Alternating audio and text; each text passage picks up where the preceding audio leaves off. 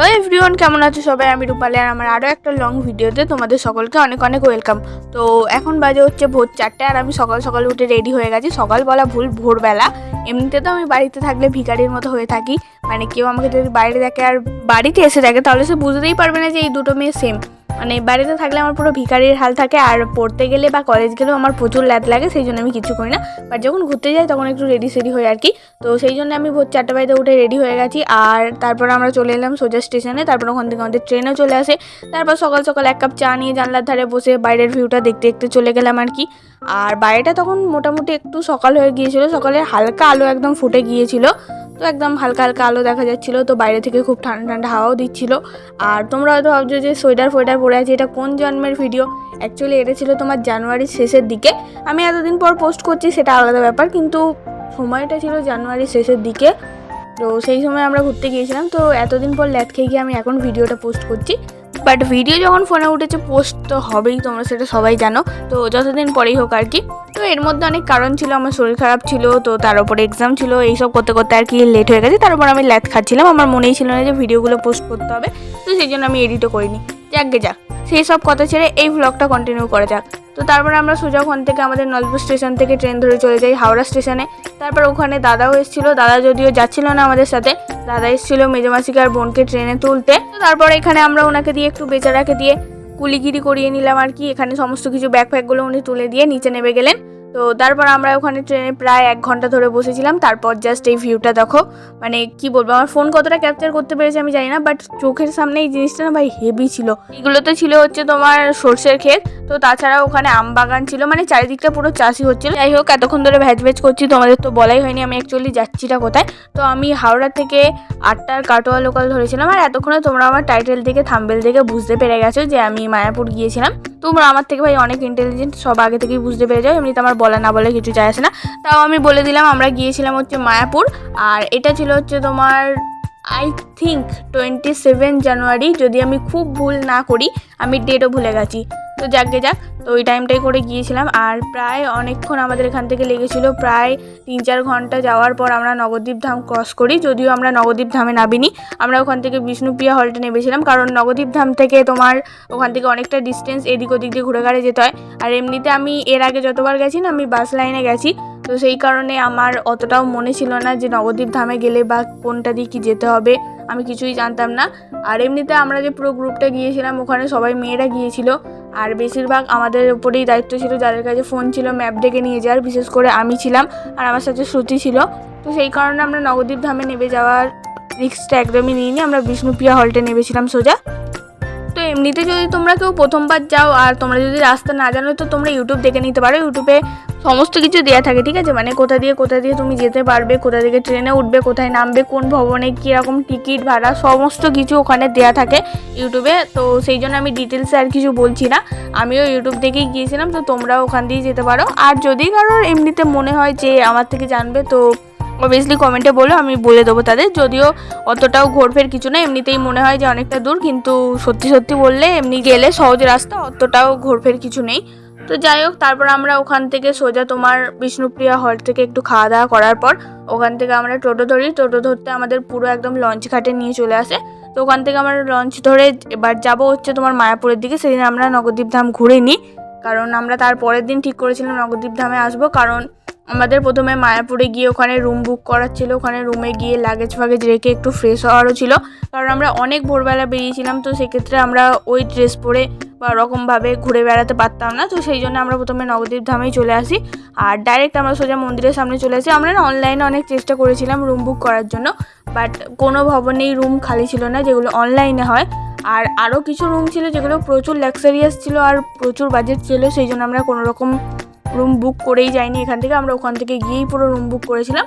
তো তারপর ওখানে মন্দিরের সামনে এসে তারপর আমরা ওখানে রুম টুম খুঁজে একটা রুম ভাড়া করে নিই আর কি, একটা না 2টো রুম করেছিলাম। তো সবাই মিলে ওখানে গিয়ে আগে ফ্রেশ হয়ে নিলাম, তারপর আমরা এখানে খাবার খেতে এসেছিলাম। তো অ্যাকচুয়ালি আমরা যেদিন গিয়েছিলাম না, সেদিন হচ্ছে তোমার একাদশী ছিল, তো সেই কারণে ওখানে আটা ময়দার কিছু জিনিস পাওয়া যাচ্ছিল না, কারণ ওখানে আটা ময়দার কোনো শস্য দানা খাওয়া হয় না। তো অনেক খোঁজার পর একটা ভেজ বিরিয়ানির দোকান পেয়েছিলাম, তো ওই জন্য আমি শ্রুতি আর আমার বোন খেতে গিয়েছিলাম। আর কোথায় গিয়েছিলাম সেই নিয়ে একটা ছোট্ট ভিডিও তোমাদের সাথে অবভিয়াসলি শর্টসে শেয়ার করব, আগে লং ভিডিওগুলো হয়ে যাক তারপর। তো তো তারপর ওখানে খাওয়া দাওয়া করার পর আমরা আবার একটু রুমে গিয়েছিলাম। রুমে যাওয়ার পর ওখানে একটু রেস্ট নিয়ে তারপর আমরা ওখানে সোজা ঘুরতে বেরিয়ে যাই, মানে মায়াপুরের যে মন্দিরগুলো আছে সেগুলো দর্শন করতে। কারণ আমরা বেশি দিনের জন্য যাইনি, আমরা 2 দিনের জন্য মাত্র গিয়েছিলাম। তো 2 দিনের জন্যই আমাদের মায়াপুর নবদ্বীপ সমস্ত কিছু কভার করে নিতে হবে ঘুরে ফিরে। তো সেই কারণেই আর কি টাইম ওয়েস্ট করলে হবে না। তো সেই জন্যই প্রথমে একদম মন্দিরে চলে আসি। প্রথমেই আমরা এসেছিলাম এই মন্দিরটাতে। এই মন্দিরটার নাম ছিল রাধাকৃষ্ণ মন্দির। অ্যাকচুয়ালি কী বলতো, ওখানে প্রত্যেকটা মন্দিরই না, ওখানে যতগুলো মন্দির আছে, নয় রাধাকৃষ্ণ মন্দির নয় শ্রী চৈতন্য মন্দির, মানে এরকমই পুরো সেম নাম। তো সেই কারণে এতদিন পর কোনটা ডাইরেকশন কি নাম ছিল না, ওটা আমার পক্ষে বলাটা খুব কঠিন।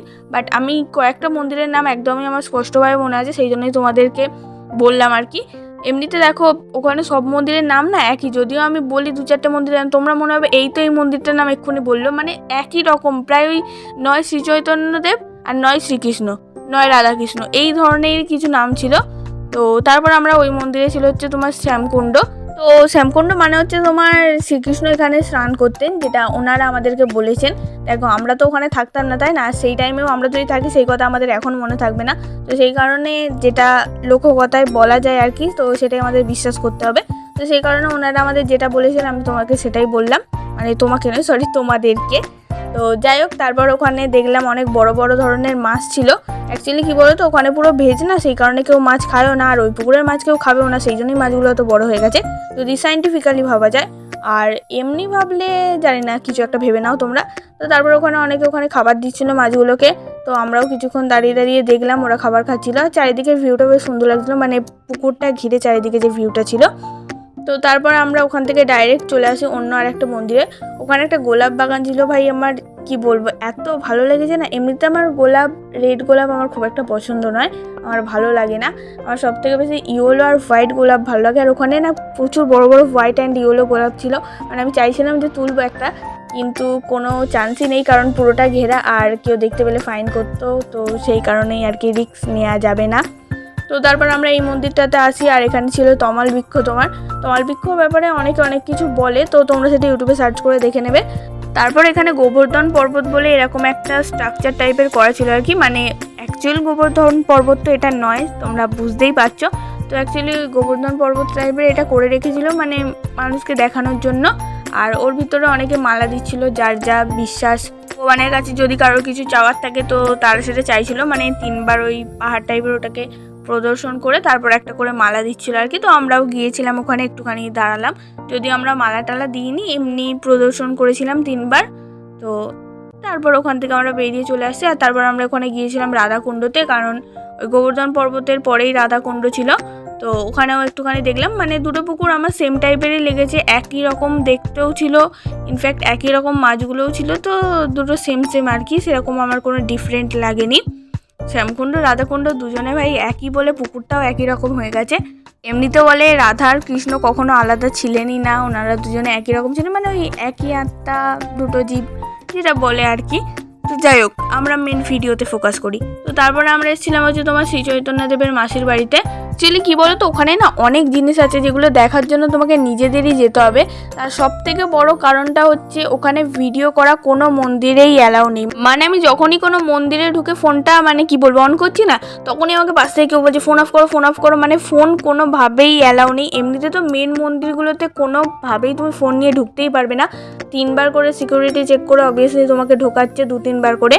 আর এমনি মন্দিরগুলোতেও না তুমি কোনোভাবেই ভিডিও করতে পারবে না। আমি যে কীভাবে লুকিয়ে চুরি একটু আধটু করে ভিডিও করেছি না মন্দিরে সেটা শুধু আমিই জানি, কিন্তু আমি কি করব, আমার কোনো উপায় নেই। মেন মন্দিরে তো আমি অবভিয়াসলি ফোন নিয়ে ঢুকিনি আর ঢোকার চেষ্টাও করিনি, বাট এমনি মন্দিরগুলোতে তোমাদের দেখানোর জন্য আমাকে একটু হলেও তো ক্যাপচার করতে হবে। এমনিতে মন্দিরে ভিডিও করাটা ঠিক না, সেটা আমিও মনে করি, বাট আমার কিছু করার নেই। আমার যেটুকু মনে হয়েছে আমি অল্প করে ক্যাপচার করেছি তোমাদের দেখানোর জন্য। তো তারপর ওখান থেকে বেরিয়ে চলে এসেছি। তারপর আমরা মেন মন্দির চত্বরে ঢুকি আর কি। তো আমরা সারাদিন এদিক ওদিকে ঘুরেছিলাম, আমরা ঠিক করেছিলাম একদম সন্ধ্যা আরতির সময় আমরা মেন মন্দিরে এদিকে আসবো আর কি। তো সেই কারণেই আমরা ওদিকটা সমস্ত কিছু কভার করে নিয়ে তারপর মেন চত্বরে ঢুকি আর কি।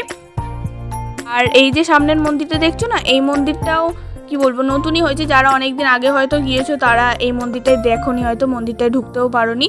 তো আমিও এই প্রথমবার গিয়ে এই মন্দিরটায় গিয়েছিলাম, কারণ এর আগের বার আমি যখন গিয়েছিলাম না তখন এই মন্দিরটাই হয়নি। তারপর এখানে দেখলাম সবাই মিলে একটু আলপনা দিচ্ছে আর কি, যেহেতু ঠাকুর পরিক্রমা করতে বেরোবেন আর কি, তো ওই রিচুয়ালসটা ছিল, তো সেই কারণে সবাই মিলে এখানে আলপনা দিচ্ছিলেন ওনারা। অ্যাকচুয়ালি কি জানো তো, আমাদের না এবার মেন মন্দিরের রাস্তা খুঁজে পেতে সিরিয়াসলি প্রবলেম হয়েছে, কারণ যে নতুন মন্দিরটা হচ্ছে অ্যাকচুয়ালি, যেটা আমি ভেবেছি না এই মন্দিরটা হয়তো চালু হয়ে গেছে, তো সেই কারণে আমি এই মন্দিরটাকে বারবার সামনে দেখছি। তো আমি ভাবছি, আমি অনেক কাউকে জিজ্ঞেস করেছি যে মেন মন্দিরের রাস্তাটা কোথায়, তো ওনারা উল্টো দিকে দেখাচ্ছেন। তো আমি ভাবছি যে এই তো মন্দির, তাহলে এই মন্দিরের রাস্তাটা ওই দিকে কীভাবে হতে পারে, কিন্তু আমি বুঝতে পারিনি যে এই মন্দিরটা সবে নতুন হয়েছে, এখনও চালুই হয়নি। ওই মন্দিরটা পরে চালু হবে। অ্যাকচুয়ালি মেন যে আগের মন্দিরটা ছিল সেটাই এখনও আছে, তো সেই জন্য আমার বুঝতে অনেকটা টাইম লেগে যায় আর কি।